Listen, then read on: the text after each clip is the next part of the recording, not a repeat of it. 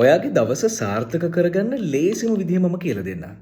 ගොඩක් කලාවට අපි දවස ප්ලෑන් කරාට අපිට කරගන්න වෙන්නේ නැහැ දවස ප්ලෑන් කරපු වැඩ ටිකෙන් භාගයක්වත්.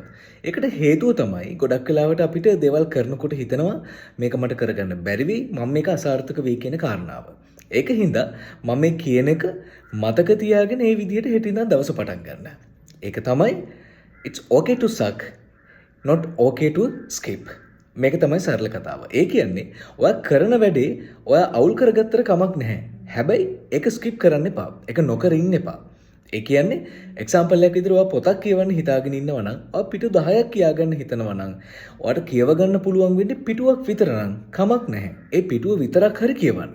මොකද ඔයා කොහොම හරි මේ වැඩේ කරන එක තමයි වැදගත් වෙන්නේ. ඒක නිසා හෙට දවස් වගේ to do list එක ගත්තට පස්සේ එතන තියෙන වැඩ ටික පිළිවෙලට කරගෙන යන්න.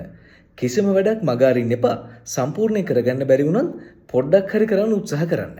ඔයාට හෙට ඒ වැඩේ සම්පූර්ණ කරගන්න බැරි වුණාට කාලයක් තිස්සේ ඔයා මේ විදිහට වැඩ පුරුදු වෙනකොට වැඩව මග අරින්න නැතුව කරන්න පටන් ගන්න නිසා ඔයාට දේවල් සාර්ථකව පිළිවෙලට හරියට කරගන්න පුළුවන්කම ලැබෙනවා. මේ ටිප් එක මතක තියාගන්න.